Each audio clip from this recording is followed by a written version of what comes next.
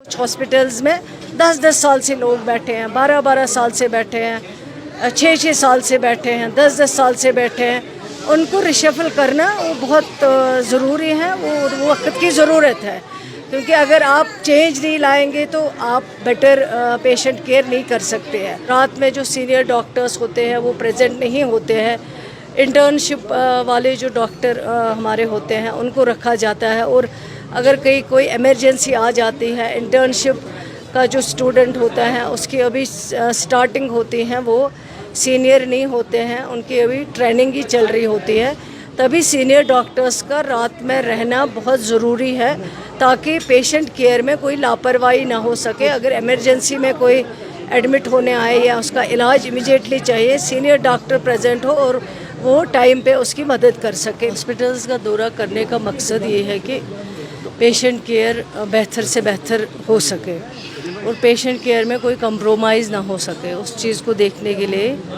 Hospitals में visit करते हैं, ताकि यहाँ से लोग जो आते हैं, अटेंडेंट्स जो आते हैं, उनके साथ भी बात हो, और जो डॉक्टर्स ड्यूटी पे लगाए गए यहाँ पे वो किस हद तक अपनी ड्यूटी जो है उसको अंजाम दे रहे हैं। मेन मकसद यही है, क्योंकि हर जगह पे जो डॉक्टर्स की कमी तो है वो तो विरासत में मिली है हमें। पिछले 10 बरसों में जो कमियां थी, वैकेंसीज़ थी, वो वैसे की वैसी हैं, लेकिन जब से ये सरकार बनी है, जिसकी क़यादत उमर अब्दुल्ला साहब कर रहे हैं, कम से कम 500 नए डॉक्टर्स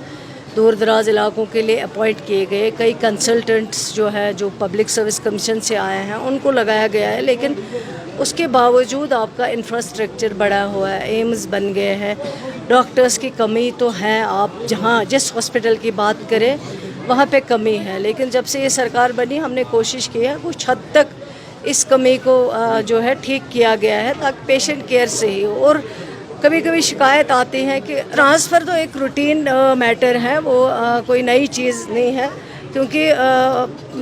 जैसे अभी मैं देख रही हूँ कुछ हॉस्पिटल्स में 10-10 साल से लोग बैठे हैं, 12-12 साल से बैठे हैं, 6-6 साल से बैठे हैं, 10-10 साल से बैठे हैं। उनको रिशफल करना वो बहुत ज़रूरी है, वो वक्त की ज़रूरत है, क्योंकि अगर आप चेंज नहीं लाएंगे तो आप बेटर पेशेंट केयर नहीं कर सकते हैं। वो एक रूटीन मैटर है और उसको इम्प्लीमेंट किया जाएगा, उसको लागू किया जाएगा, ताकि पेशेंट केयर में ज़्यादा से ज़्यादा शफाफियत आ सके, ट्रांसपेरेंसी आ सके, लोगों को ज़्यादा से ज़्यादा सही इलाज मिल सके। बचाने वाला अल्लाह ताला होता है, लेकिन लोगों की उम्मीद उसके बाद डॉक्टर के ऊपर होती है। वो समझते हैं कि जब हम जाएंगे हॉस्पिटल में और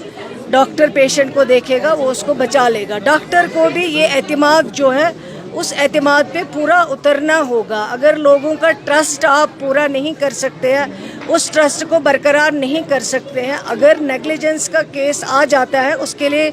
बाज़ाब्ता इंक्वायरी की जाती है, पहले भी हुई है, और उसके लिए भी बाज़ाब्ता कानून है, और उस कानून के ज़रिए जो है उन जो भी ज़िम्मेवार होंगे उन ज़िम्मेवारों के ख़िलाफ़ कार्रवाई होती है। पहले भी कई कार्रवाई हुई है, लेकिन अगर नेग्लिजेंस केस कहीं पे आता है उसके लिए ज़रूर अपना लॉ है, अपना रूल है, और उस रूल के मुताबिक जो है कार्रवाई की जाएगी, चाहे कौन सा कितना भी बड़ा कोई क्यों ना हो, उसको छोड़ा नहीं जाएगा अगर कहीं पे भी नेग्लिजेंस की कंप्लेंट जो है दर्ज की जाएगी। प्राइवेट हॉस्पिटल वैसे भी कम हैं, हमारे गवर्नमेंट हॉस्पिटल उससे कई गुना ज़्यादा अच्छे हैं। आपके पास इक्विपमेंट्स बेहतर होते हैं, प्राइवेट में नहीं इतने ज़्यादा होते। आपके पास डॉक्टर्स अच्छे टैलेंटेड होते हैं, और जो अच्छे इंटेलिजेंट होते हैं, काम करने वाले होते हैं, लेकिन